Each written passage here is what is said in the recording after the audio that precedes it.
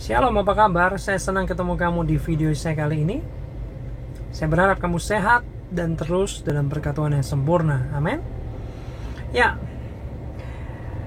banyak orang ketika disuruh melakukan penginjilan ada statement yang seperti ini. Seperti ini oke sih, cuman statement seperti ini. Ya udahlah, ceritakan Injil. Udah, selesai. Tanggung jawab kita sudah. Dia mau terima atau nggak terima, itu urusan dia sama Tuhan. Yang penting bagian kita adalah memberitakan. Entah dia mau terima atau enggak, itu urusan dia sama Tuhan. Itu urusan Tuhan, bukan urusan kita lagi. Sepertinya statement ini benar, tapi saya pengen kasih pandangan. Dan pandangan yang saya mau berikan ini sebenarnya saya dapat dari dosen teologi saya, Pak Frans Silalahi, yang saya kagumi. Ya, Pak Frans itu menceritakan bagaimana hati penginjilan kepada orang-orang itu seperti ketika dia kehilangan anak di mall. Jadi suatu kali dia bersama istrinya dan anaknya yang masih kecil, kemungkinan anaknya waktu itu umur berapa ya? Mungkin sekitar 3-4 tahun gitulah ya, kira-kira. Lalu tiba-tiba karena asik sedang melihat-lihat Pak Frans ini dengan istrinya, tiba-tiba mereka berdua kehilangan anaknya yang masih kecil itu. Di mall ini ya. Di mall dia kehilangan. Loh, mana mah? Gak tahu nih. Baru gini udah hilang. Pah, mana Pak? Gak tahu. Waduh, mereka panik. Ya, mereka panik.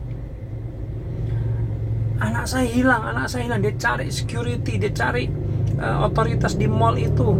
Tolong bantu, kasih voice. Siapa yang menemukan anak kecil dan lain sebagainya. Mereka berdua panik dan mereka cari di seluruh sudut mall itu. Cari terus. Lalu Pak Frans tanya gini. Ini yang membuka mata saya. Membuka mata batin saya lah, kira-kira seperti itu. Semoga ini gak berlebihan. Pak Frans tanya gini, ketika saya sudah cari di mall anak saya, maksudnya ketika saya sudah cari anak saya di mall itu lalu tidak ketemu, apakah saya pulang? Apakah saya dengan istri, yuk mah udah gak ada, kita kan bagiannya udah nyari, gak ketemu, ya udah itu terserah Tuhan, pulang yuk mah. Apakah seperti itu?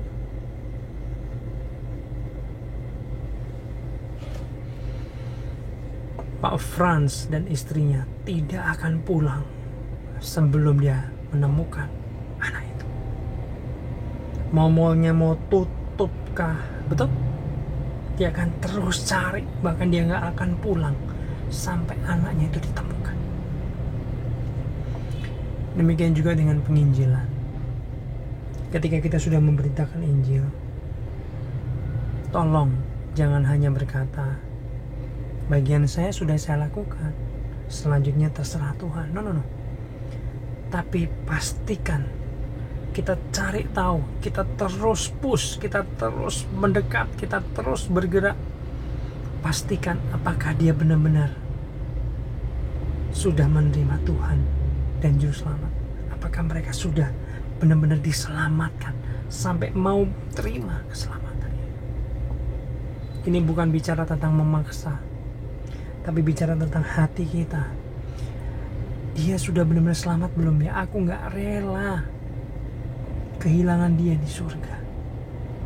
Aku gak mau dia gak diselamatkan.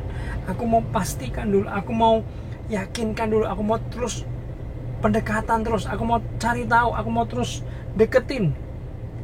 Aku mau pastikan bahwa dia sudah diselamatkan. Teman-teman, saya pernah ngomong ini di video-video saya sebelumnya, bahwa di dalam kekekalan nanti kita akan bertemu dengan dua tipe orang.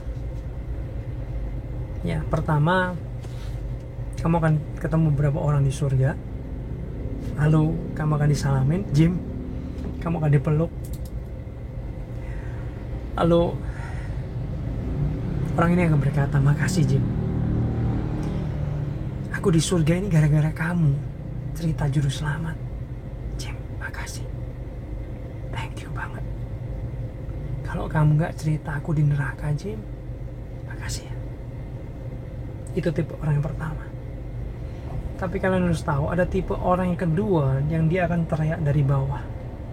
Mungkin seperti ini. Jim, kenapa engkau dulu waktu hidup di dunia bersama-sama dengan aku, engkau tidak pernah menceritakan juru selamat itu kepadaku?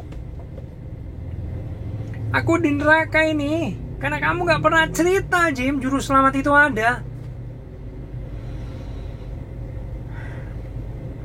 Hari ini kita mau belajar yuk, bahwa memberitakan Injil kepada orang-orang, kepada jiwa-jiwa, itu adalah perbuatan kekekalan. Memindahkan orang dari neraka selama-lamanya ke surga selama-lamanya. Oh my God. Betul? Yuk minta pimpinan Roh Kudus untuk membantu kita efektif bergerak memberitakan Injil kepada orang-orang yang dekat dengan kita, sekitar kita. Amin. Tuhan menolong kamu, Tuhan memberkati kamu.